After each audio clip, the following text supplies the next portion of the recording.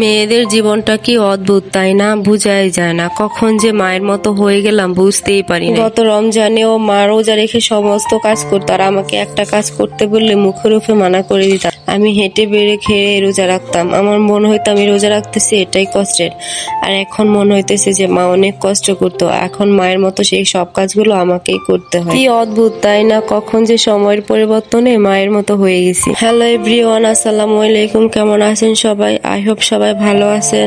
আমাদের মুসলিমদের জন্য খুশির মাস রমজান তো চলে এলো। রমজান আসলে আমরা সবাই অনেক বেশি খুশি হই। সবাইকে রমাদান মোবারক। তো কালকে ছিল প্রথম রোজার সেহেরি। প্রথম রোজার সেহেরিতে বাসা সবার জন্য কি কি রান্না করলাম সেই রেসিপিটাই আপনাদের সাথে শেয়ার করব। আর ভিডিও শুরুতে কে কোথা থেকে ভিডিওটা দেখতেছেন সেটা কমেন্ট বক্সে জানিয়ে যাবেন, আর একটা লাইক করে ভিডিও দেখা শুরু করে দেন। তো আজকে সেহেরিতে সবার জন্য রান্না করলাম হচ্ছে যে মুরগির মাংস আর একটু মাছ ভাজি করে মাছের ঝোল করলাম। আমরা যেহেতু মানুষ কম, আমাদের এইটুকু তরকারিতে হয়ে যাবে, এগুলো থেকে যাবে, আমরা কালকেও খেতে পারবো। তো আজকে এর বেশি আর কিছু রান্না করলাম না। তো প্রথমে আমি মুরগি আর মাছটাকে ধুয়ে নিলাম। তারপর এখানে মুরগি রান্না করার জন্য প্রথমে কড়াইতে একটু তেল দিয়ে তারপর একটু কিছু গরম মশলা দিয়ে দিলাম। দেন একটু পেঁয়াজ কুচি, একটু কাঁচামরিচ কুচি দিয়ে একটু ভালো করে ভেজে তারপরে সেখানে দিয়ে দিলাম টমেটো গুলোকে একটু ভালো করে ভেজে সেখানে দিয়ে দিলাম আদা বাটা, রসুন বাটা। তারপরে দিয়ে দিব হলুদের গুঁড়া, মরিচের গুঁড়া, জিরার গুঁড়া, ধনিয়ার গুঁড়া। দেন এখানে একটু দিয়ে দিলাম সয়া সস। আমার কাছে মাংসের মধ্যে একটু সয়া সস দিলে খেতে ভালোই লাগে। তো তারপরে এগুলাকে একটু ভালোভাবে ভেজে তারপরে এখানে পানি দিয়ে কষিয়ে নেব ভালো মতো। মাংসের এই মশলা কষানো যত ভালো হবে মাংসের স্বাদ কিন্তু তত বেশি হবে।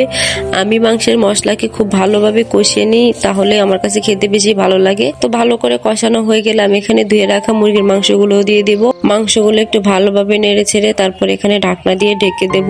আমার কিন্তু কালকে এই রান্নাগুলো করতে করতে অলমোস্ট 11:30 বেজে গেছে। আপনারা কখন রান্না করেছেন সেটা কমেন্ট বক্সে বলবেন তো শুনি। এইদিকে আমি অন্য একটা চুলার মধ্যে মাছগুলোকে ভেজে নিচ্ছি।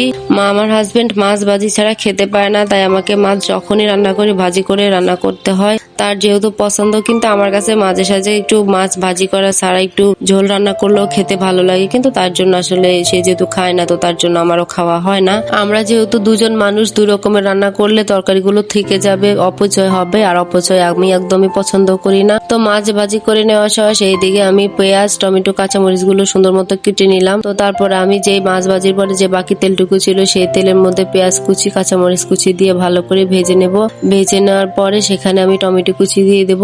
আমার কাছে টমেটো গুলো তেলের মধ্যে ভালো করে ভেজে নিলে মনে হয় যে খেতে ভালো লাগে। টমেটো তাকিয়ে থাকলে বা গোটা গোটা থাকলে আমার কাছে একদমই ভালো লাগে না। দেন আমি টমেটো গুলোকে ভালো করে তেলের মধ্যে ভেজে নেব। টমেটো গুলো ভালো করে ভেজে নেওয়ার পর সেখানে আমি একটুখানি রসুন বাটা দিয়ে দেব। রসুন বাটা দেওয়ার ক্লিপটা নিতে ভুলে গেছি, তো সেই জন্য সেটা দিতে পারলাম না।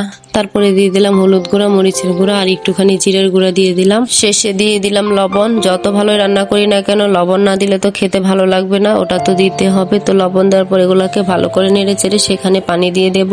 পানি দেওয়ার পরে মশলাটা ভালো করে কষিয়ে ভেজে রাখা মাছগুলো দিয়ে দেব। তো মাছগুলো হয়ে ভালো করে উল্টিয়ে পাল্টিয়ে ভালোক্ষণ কিছুক্ষণ নেড়ে চেড়ে কষিয়ে নিতে হবে। তো কষিয়ে নেওয়ার পর আমি এখানে একটা ঢাকনা দিয়ে ঢেকে নেব। মাছের কালারটা জাস্ট দেখুন কতটা সুন্দর হয়েছে। শেষে একটুখানি ধনিয়া পাতা দিলে খেতে বেশি ভালো লাগে। আমার কাছে ধনিয়া পাতা ছিল না, তাই আমি আর আজকে দিতে পারিনি। আপনারাও এভাবে একদিন রান্না করে খাবেন, দেখবেন অনেক বেশি ভালো লাগবে। তো এখানে কিন্তু আমার মাছ রান্না অলমোস্ট কমপ্লিট হয়ে গেল। আর অন্যদিকে কিন্তু আমি আলু কেটে তারপরে সেখানে মাংসের মধ্যে দিয়ে দিলাম। আমি মাংসের মধ্যে আলু খেতে একটু পছন্দ করি, সেই ক্লিপগুলো নেওয়া হয়নি যেহেতু বাচ্চা ডিস্টার্ব করতেছিল। রান্না শেষ করে আমি আমার হাজবেন্ডের জন্য রাতের খাবার ভেড়ে নিলাম, আর সেই সাথে ভিডিওটা এখানে শেষ করতেছি। সবাই সুস্থ থাকবেন, ভালো থাকবেন, আল্লাহ হাফেজ।